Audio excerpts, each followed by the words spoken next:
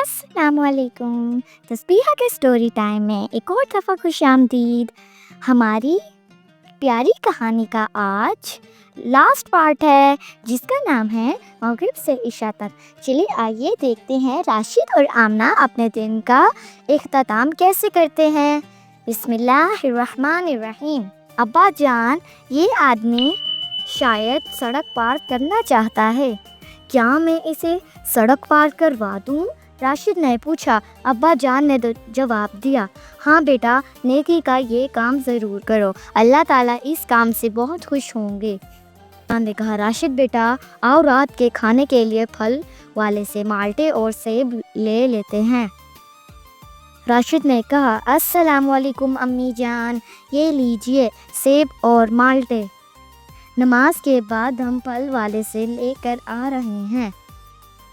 پھل والا لفافہ پکڑتے ہوئے کہا، آپ سب لوگ جلدی سے کھانے کی میز پر آ جائیں۔ راشد نے کہا، ابا جان، کل میرا ٹیسٹ ہے، کھانے کے بعد میرا امتحان لے لیں۔ آمنہ نے ابا جان سے کہا، میرا سیرت النبی صلی اللہ علیہ وسلم پر اسکول میں کوئز پروگرام ہے، مجھ سے سوالات پوچھ لیں۔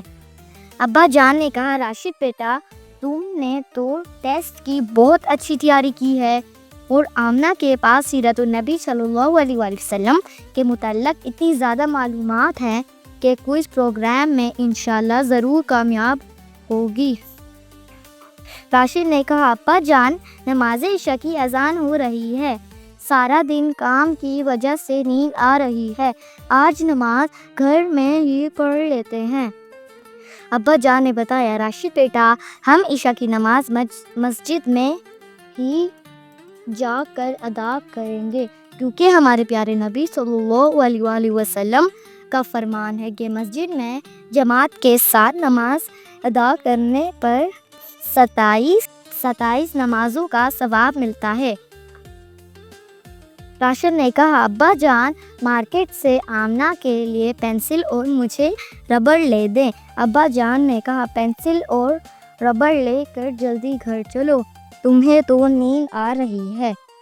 راشد نے سڑک کی طرف اشارہ کرتے ہوئے کہا، ابا جان، دیکھیں، اور ایک سائیکل کو ٹکر مار کر تیزی سے جا رہی ہے۔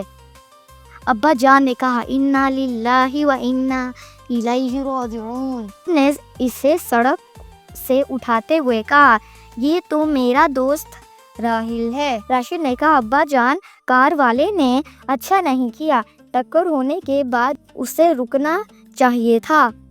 ابا جان نے کہا، راشد بیٹا، ٹیکسی روکو، راہیل کو ہاسپٹل لے چلتے ہیں۔ راہیل کے ابو جو اچانک وہاں پہنچے تھے، گاڑی سے اترتے ہوئے راشد کے ابو سے بولے، آپ راہیل کو ہسپتال لے جانے کی تکلیف نہ کریں، میں اسے خود لے جاؤں گا۔ ابا جان نے راشد کے ساتھ گھر میں داخل ہوتے ہوئے کہا، الحمدللہ، اللہ کا شکر ہے کہ راہیل کو زیادہ چوٹ نہیں آئی۔ بچوں، پیارے نبی صلی اللہ علیہ وسلم کا فرمان ہے کہ نماز عشاء کے بعد جلد سو جانا چاہیے، اپنے کمروں میں جاؤ، اور ہاں، سونے کی دعا تو آپ کو یاد ہے؟ امی جان نے پوچھا۔ اللہم بسمک اموت و احیا۔ دونوں نے دعا سنائی اور امی جان اور ابو جان کو اللہ حافظ کہہ کر اپنے کمروں میں سونے کے لیے چلے گئے۔ چلیے پیارے پیارے بچوں، اب ہماری سٹوری ختم ہو گئی ہے۔ اگر آپ کو میری ساری سٹوریز میں پیاری پیاری دعائیں اور حدیثیں اور باتیں سیکھیں تو مجھے ضرور بتائیے گا۔ اللہ حافظ۔